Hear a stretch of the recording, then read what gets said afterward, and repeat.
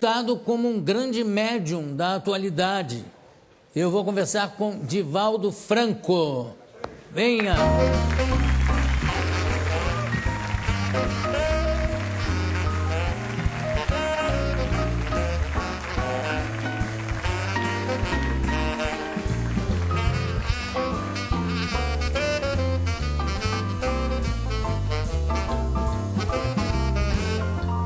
Muito obrigado pela sua presença aqui no programa. Mas é um prazer imenso. É um lançamento do livro, Divaldo? Sim. Ana Landi. Agora explica um pouco para a gente, esse livro foi psicografado, por acaso? Não, ela é jornalista, é um livro biográfico. Ela passa uma temporada conosco, procurou acompanhar as nossas atividades sociais, também as atividades mediúnicas. Editora Bela, perdão. Exatamente. Depois, ela ela elaborou o livro, publicamos no ano passado, melhor, ela publicou aqui na Saraiva, demos autógrafos. Sim.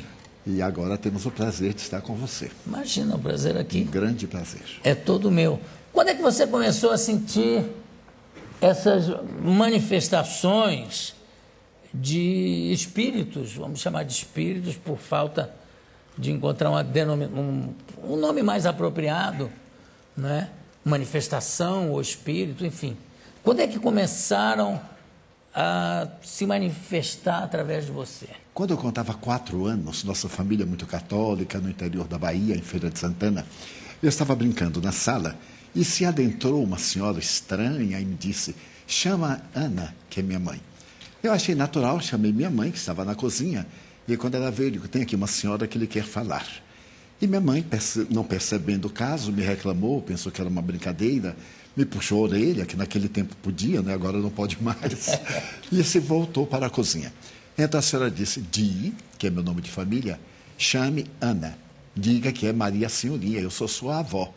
Mas eu não entendia nada disso aos 4 anos. Meus avós, todos 4, já haviam morrido, eu não sabia. Eu voltei a chamar minha mãe. Quando ela veio, eu digo: olha, a mulher está dizendo que é Maria Senhorinha e quer falar com a senhora. Minha mãe teve um choque, porque ela nunca havia falado o nome de sua própria mãe. Quando ela nasceu, a mãe morreu de infecção puerperal e ela foi atendida por uma irmã mais velha.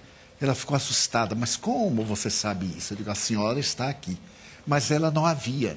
Então me pegou e levou à casa da minha tia e disse: esse menino enlouqueceu, ele está dizendo que mamãe está lá. Minha tia então perguntou como é que era ela. Eu lembro vagamente, a saia arrastava, tinha algo na cintura e chamou minha atenção qualquer coisa que tinha aqui. Quando eu descrevi, minha tia disse: olha, é mamãe, porque esse é um camafeu que eu coloquei no seu cadáver. Então, procure saber o que é que ela quer. E as duas ficaram com medo, me deixaram sozinha. Procure saber o que é que ela...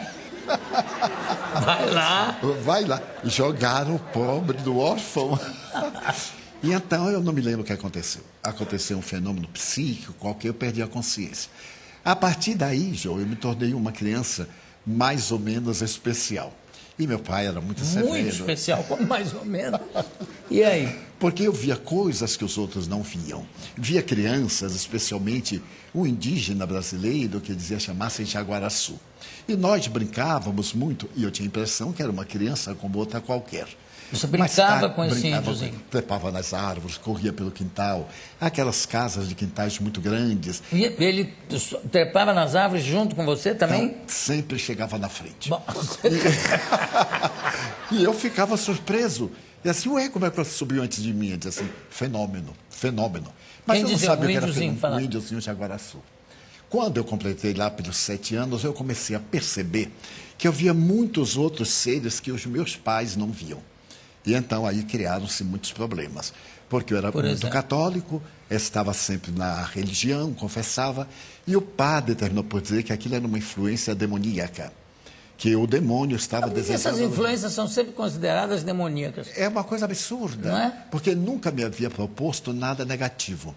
E então, ele exigia que eu tivesse uma vida reta. Aos 7 anos eu tinha mais do que reta, não podia ter uma vida oblíqua naquela oportunidade. E então ele disse: olha, ore muito. E eu orava. Quanto mais orava, piorava.